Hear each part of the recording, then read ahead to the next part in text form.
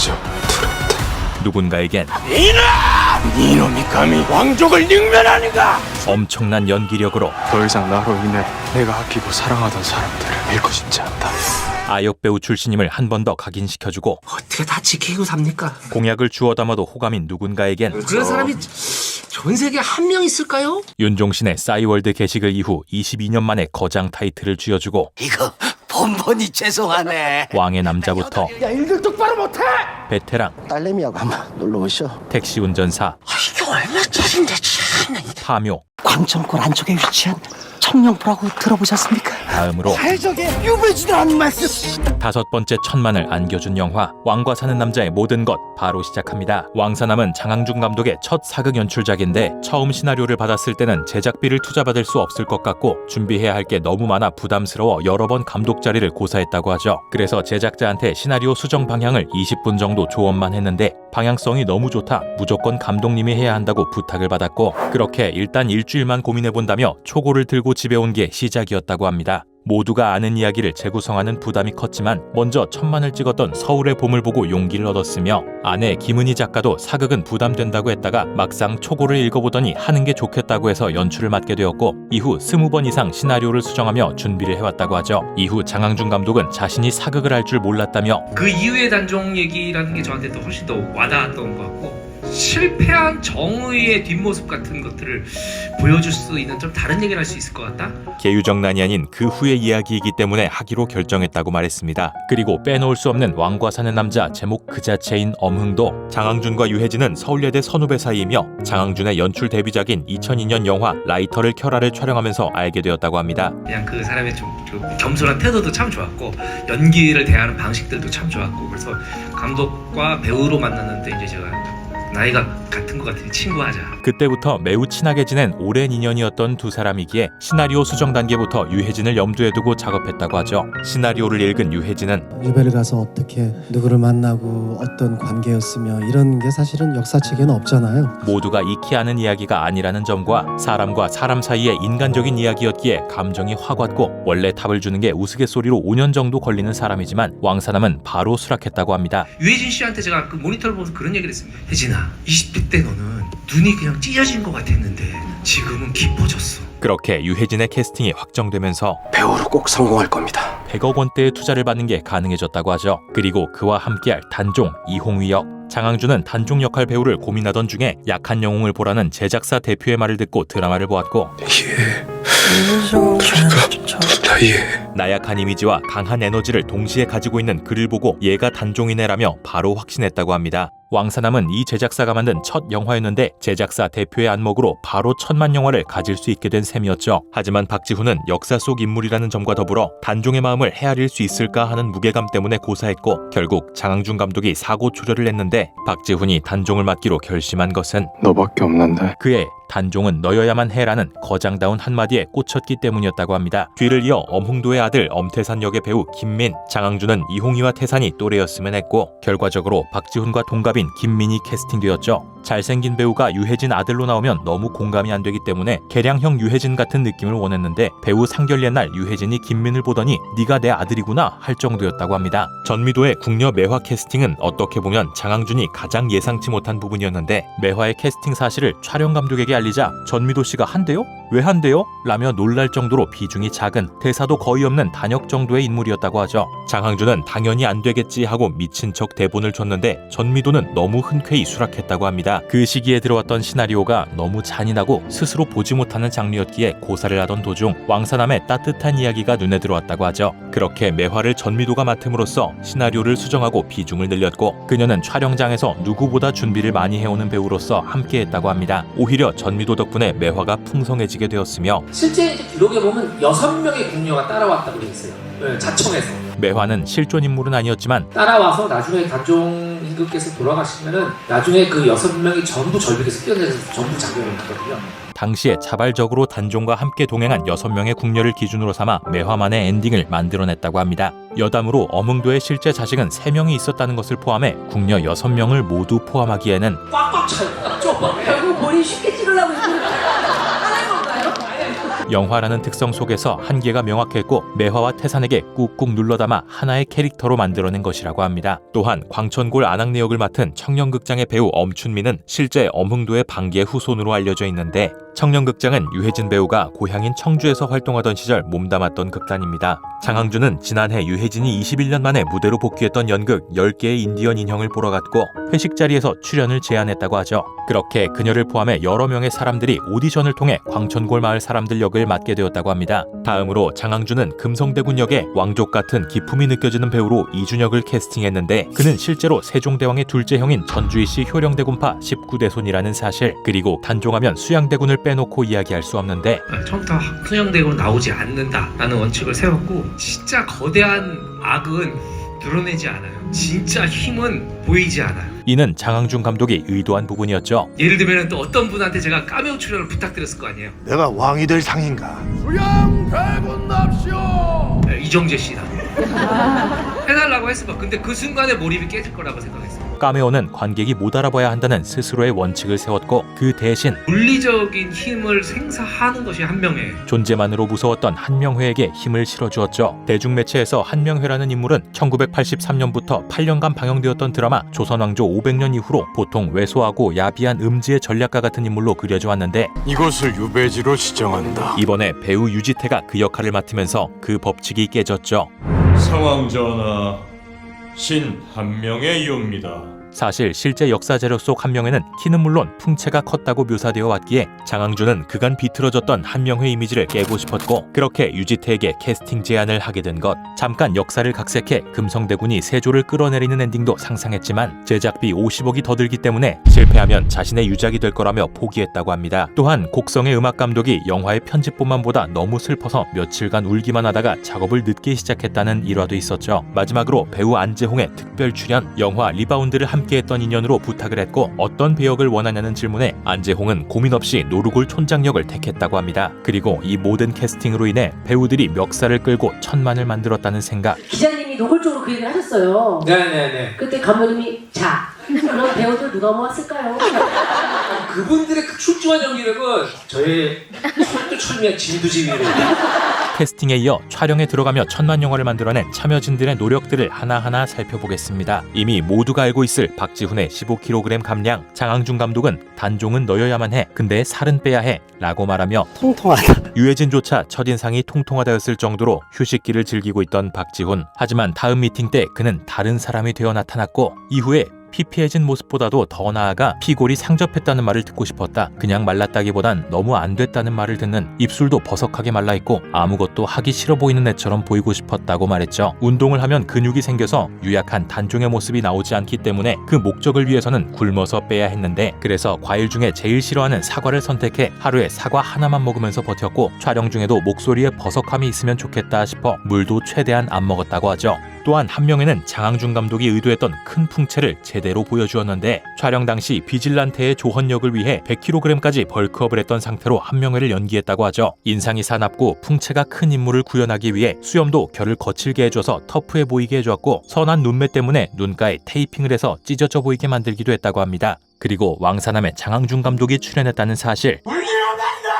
상황 전하, 도승지 한명에 왔사옵니다. 바로 내시 역으로 목소리 출연했던 것. 또한 왕사남 촬영 비하인드도 몇 가지 풀어보자면 먼저 유해진이 박지훈에게 대단하다고 느낀 부분이 있는데 처음에 유배를 올 때 뗏목이 뒤집히는 씬. 배우라면 다들 그 상황에서 비참함이나 분노 등 무언가 감정을 표현하고자 할 텐데 박지훈은 눈에 띄는 감정보다 어딘가를 지그시 바라보며 모든 걸 내려놓은 연기를 했죠. 궁궐에서 한평생 자란 왕족다운 절제된 감정 표현이었으며 오히려 망연자실, 당황, 허탈, 굴욕감, 분노 모든 게 느껴지기도 해서 놀라웠다고 합니다. 여담으로 단종에게 사약을 내리던 인물은 단종의 충신이었다고 합니다. 충신 왕방현은 수양대군의 명령 때문에 단종이 목말라 할 때 물 한 모금 주지 못한 게 한이 되어 단종 무덤 옆에 배나무를 심고 매년 제사상에 배를 올렸고 그가 심은 배나무는 남아 먹골배로 명성을 날리게 되었으며 그가 바로 먹골역의 기원이 된 먹골배 설화의 주인공이기도 하다고 하죠. 유해진과 박지훈의 비하인드는 여기서 끝이 아닌데 엄흥도와 이홍희의 마지막 대화 장면은 촬영 전 감정 조절을 위해 최대한 거리를 두었다고 합니다. 그날 박지훈이 안녕하세요 선배님 하며 인사했는데 유해진이 저기로 가라 손짓하고 시선을 외면할 정도였죠. 장면을 촬영하기 전부터 눈만 마주쳐도 가슴이 아플 정도로 눈물이 나서 쳐다보지도 못하고 인사도 나누지 못했다고 합니다. 유해진은 실제로 분장차 안에서 울고 있었으며 장항준 감독은 등을 토닥여주는 것밖에 할 수 있는 게 없었다고 하죠. 창호지 하나를 두고 엄흥도가 갑니다 라고 말하는 부분은 서로의 얼굴을 볼 수 없는 데서 나오는 애틋함에 박지훈의 최애 장면으로 꼽히기도 했습니다. 영화 마지막 단종의 죽음이 매우 은유적이고 절제된 방식으로 나오는데 아무도 그 안을 소상히 들여다보지 않았으면 좋겠다는 생각이 들었다며 관객들이 엄흥도의 시선으로 지켜주지 못한 정의, 실현되지 못한 정의에 대해 생각해보길 바랐다고 하죠. 인터뷰할 때 꽤 시간이 흐른 시점에서 회상하는데도 눈물을 참지 못했고 박지훈은 그 장면 촬영을 차마 제대로 볼 수 없어 먼발치에서만 지켜봤다고 말하기도 했습니다. 단종의 죽음은 배우 박지훈의 필모상 처음으로 있는 죽음이었는데 눈이나 손을 연기하는 과정 자체가 고통스러웠다고 하죠. 죽음을 표현하는 게 어렵지는 않았지만 그동안 너무 마음이 아프고 죄송스러운 감정을 느꼈다고 합니다. 그리고 원래 시나리오에는 줄을 당기는 사이에 방 안의 모습은 없었다고 하죠. 앞서 말한 대로 단종의 최후는 아무도 안 봤으면 좋겠다고 생각했는데 박지훈과의 촬영으로 마지막 순간 눈을 보고 싶었고 실제로 안 쓰더라도 찍어두었다고 합니다. 그 장면에서 박지훈이 너무 깊은 눈으로 슬픔을 잘 표현해주어 영화에서 볼 수 있던 것이었죠. 장항준 감독은 이 배우의 20대를 카메라에 담을 수 있어 행운이었다고 말할 정도였으니 천만 관객은 시간 문제였고 이미 그는 거장이자 예술가인 것 같습니다. 그리고 단종이 물장난을 치는 모습은 이미 유명하죠. 박지훈이 의상을 입은 채로 물장난을 치는 걸 분장 스텝이 찍어 공유했는데 그 모습이 17살의 어린 소년으로서 너무 짠하게 나왔고 유해진이 이홍희가 물장난을 치는 장면을 찍는 게 어떠냐고 제안해서 영화에 추가된 장면.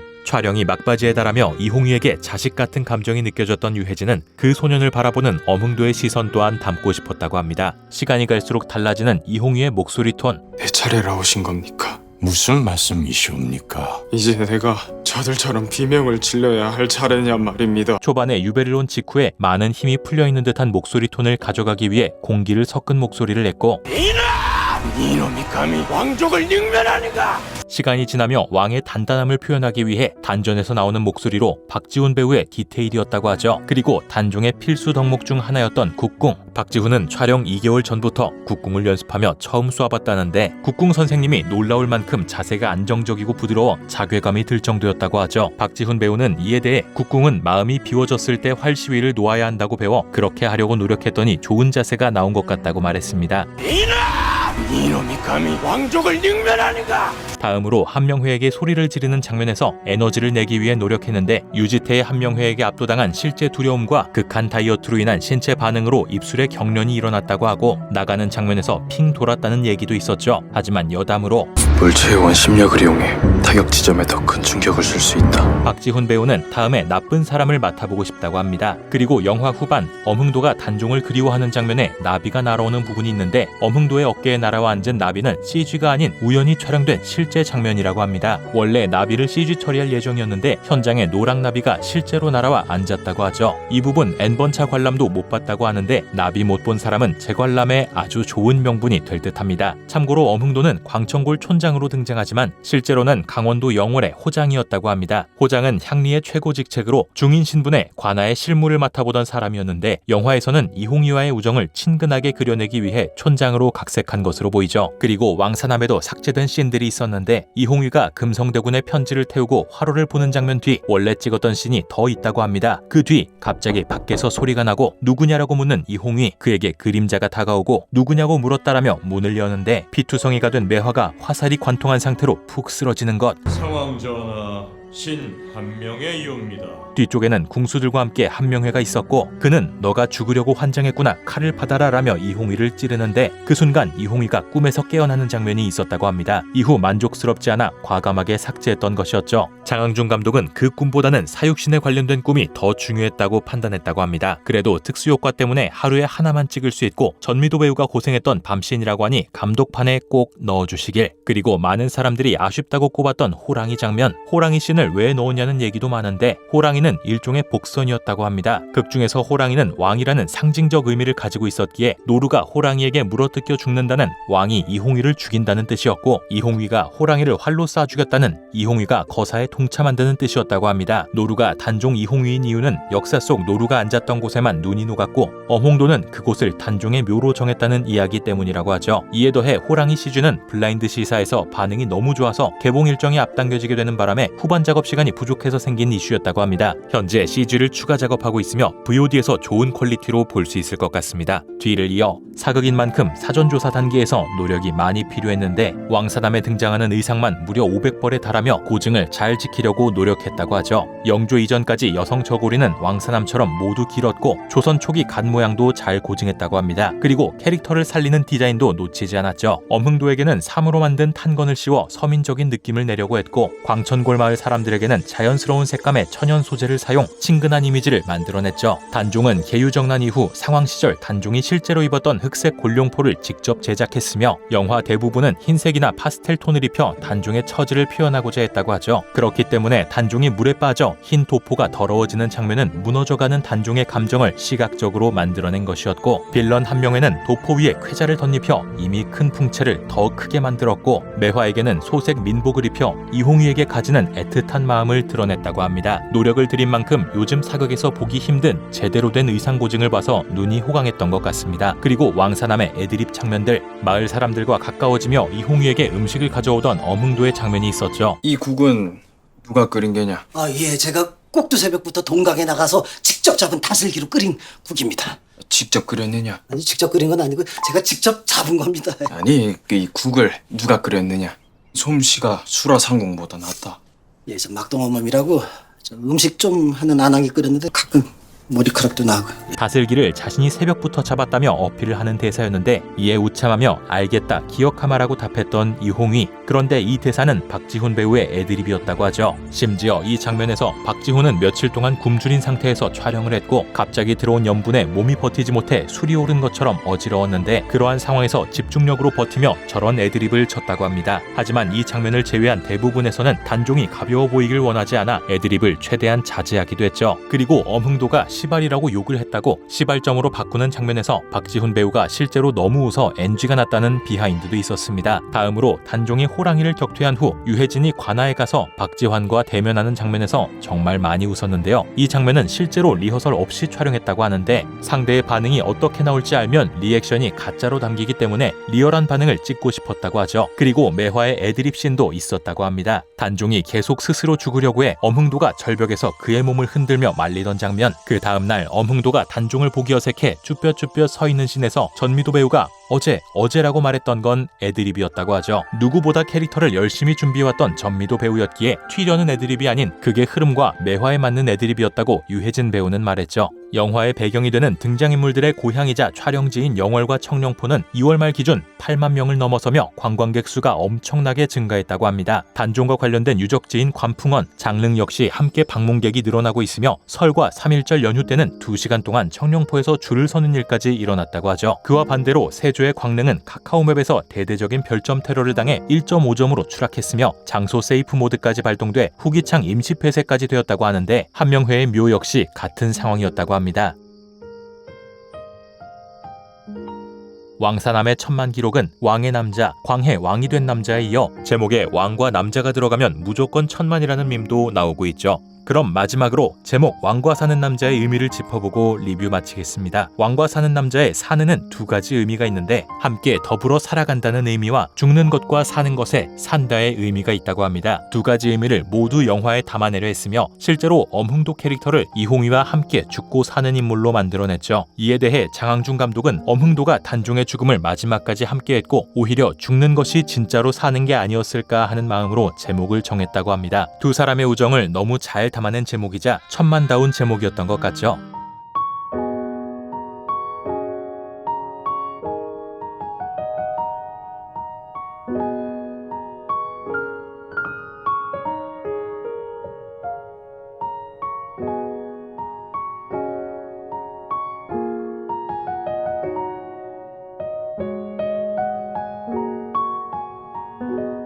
고정 댓글에 유해진과 박지훈 배우를 중심으로 한 영상도 있으니 함께 확인해 보시길 추천드립니다. 구독 한 번씩 부탁드리고 물러가겠습니다. 감사합니다. 누구냐 너? OTT. 너는 계획이 다 있구나. 허위가 계속되면은 그게 관리인 줄 알아.